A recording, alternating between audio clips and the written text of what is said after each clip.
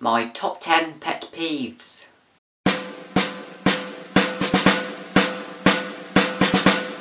Hello everyone, I'm Phillips, and today I'm going to be telling you my top 10 pet peeves. Now you can probably relate to some of these because I know they bug a lot of people, including me. So let's not waste your time and let's get cracking. Starting at number 10, I do not like it when people only see things from one perspective. They tend to see something and think negatively a lot of the time, rather than thinking, why, I wonder why this change has come into place. Because you look quite stupid if then someone comes back at you with a valid point. You're like, oh yeah, I would have seen that if I looked at it from that point of view.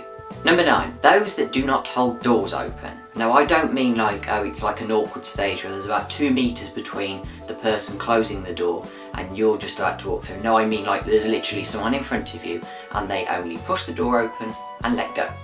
Now that bugs the hell out of me because I'm thinking, you can see me, I'm here, can't you just give me a little bit of kindness and be polite and just hold that door open for me? Number 8, whenever I'm buying things, I do not like it when shop assistants serve me and talk to colleagues. I'm looking and I'm thinking, I am here, I am buying something from your shop and you're talking to your colleague there. I'm more important, I'm giving you money. And the bit that gets me with that, the only time they will speak to you is to say, oh, that's £8 please. And I'm like, are you only using me for money? You're not actually going to be like, hello, how are you? And have a proper conversation. Number 7, people who walk and drag their feet. Now this bugs the absolute hell out of me. I'm thinking, are you really that lazy that you can't simply just pick your feet up a tiny few small amount of centimetres? The noise it creates bugs me. And especially how they look when they're walking, they're like, how can they like the way they look and sound when they're walking and dragging their feet? Number 6, people who are self-indulged and love themselves way too much.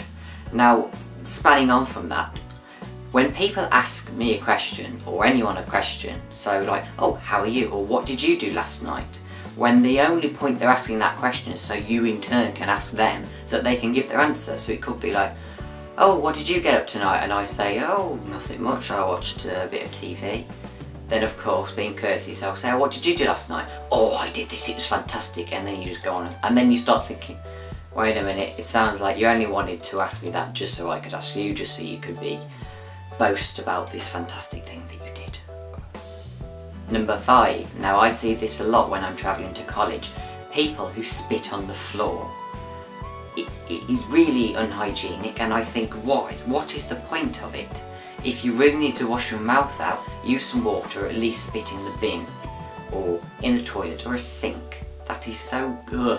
When I see it, I'm like, that is horrible. Oh my god, it's snowing outside. I thought we got rid of the snow. Number 4, when people say the word like a lot of times in like every single like sentence. I know a lot of people that do this. It tends to be more popular with those that are kind of school age, borderline college. And I'm thinking, do they only teach the word like in English lessons? We're getting near the top now, these start to really probably bug me. Number 3, when someone makes a statement but doesn't have any evidence to back it up. So they might say, oh, I don't like when this happens or that. And then when I think, oh, okay, that's interesting, I wonder why. So I say, oh, why is that? And they're like, I don't know, I just do.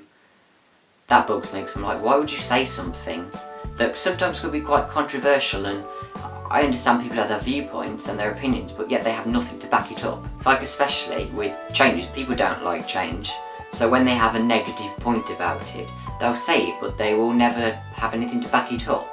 So it could be if a new rule comes into place, they'll be like, oh, I hate that, yeah, I don't like it.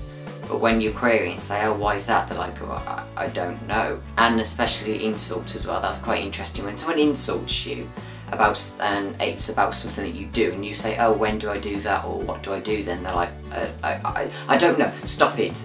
And I'm like, yeah, you just made that up on the spot, didn't you? Number 2, when people do not say thank you. Now, 2 words, really simple 2 words, and it's a really simple statement. Now I'm going to go back to when holding doors open. If I hold a door open for a person, and I even look them in the eyes to be like, there you go, and now just totally blank me, okay? And It could be even when they look me back in the eye, but they still don't say thank you. I'm like, are you walking? How many times have I said the word like? Also, especially when people ask to borrow things and return them, they don't say thank you, they just put it down. Or linking to this, it's still kind of courteous when people don't say please. So they say, oh, can you do this? And you're like, stood there, waiting, and they're like, what are you waiting for? And I'm like, please? And finally, number 1. And those that know me, this absolutely drives me crazy. Those that do not have, well, it could be people, it could be just textual things. When improper grammar and punctuation is used. So it could be the wrong tense when people speak. Or especially this, when people write things, they miss, and I understand why, they do get confusing. The different ways of writing your, and your. The different ways of writing your, and there, and there.